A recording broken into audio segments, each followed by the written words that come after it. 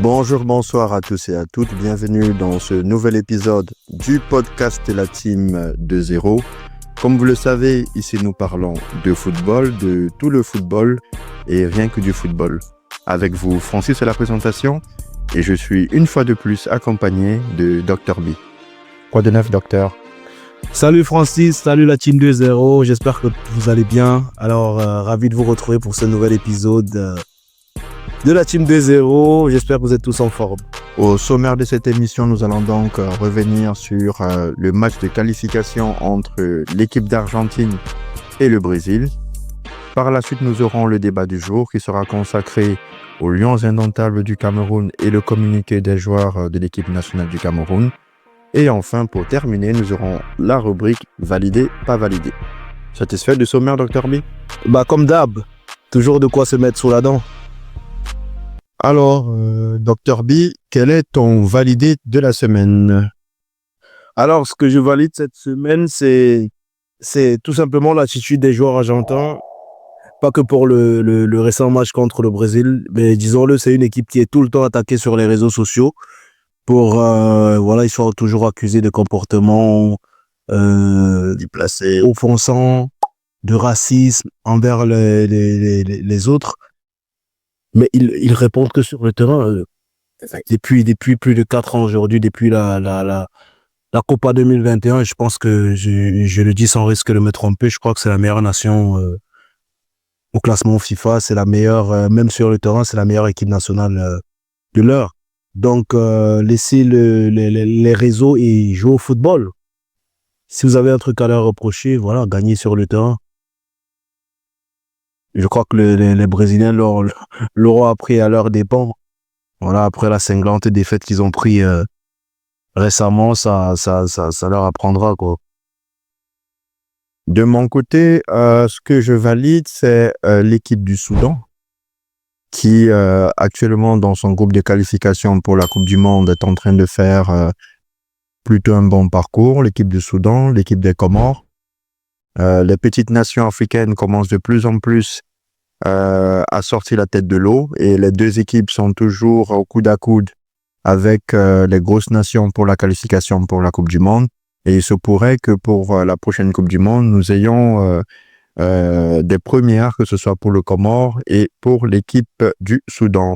Alors, Dr B, qu'est-ce que tu ne valides pas, qui n'a pas eu la moyenne cette semaine? Alors, c'est très bien dit. La personne qui a la sous-moyenne cette semaine, c'est tout simplement Javier Tebas et sa Liga. Je trouve honteux d'organiser un match de programmer un match comme celui qui est programmé demain soir, le match en retard du FC Barcelone. Je crois que c'est Osasuna-Barcelone, match en retard. Donc, sorti d'une trêve internationale comme celle-ci, les derniers matchs sont joués aujourd'hui, mercredi à minuit. On a eu des matchs Uruguay et celui du Brésil. Alors, comment les joueurs vont faire le voyage, quitter de l'Amérique du Sud pour être à Barcelone et jouer ce match? Ça va être compliqué. On prive Barcelone de 2 tauliers de leur équipe. Rafinha qui est le joueur, leur meilleur offensif actuellement, et Raúl qui est le capitaine de l'équipe en l'absence de Ter Stegen. C'est compliqué à gérer les calendriers et tout ça parce qu'il y a une surcharge. Je crois même, si je peux me permettre, que le Barça va enchaîner plusieurs matchs en quelques jours. Oui, parce qu'il joue demain et il rejoue dimanche. C'est compliqué. Après, il y a le quart de finale aller de la Champions League qui arrive vite. Donc, voilà, je leur donne une grosse sous-moyenne cette semaine. D'accord. Alors, de mon côté, ce que je ne valide pas, c'est bien évidemment le système politique et médiatique français par rapport au Ramadan.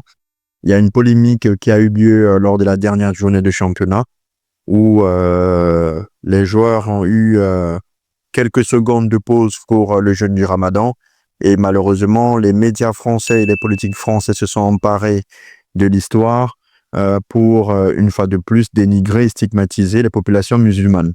Ce qui est insultant vis-à-vis de la communauté musulmane, sachant qu'actuellement, le jeûne chrétien a aussi lieu.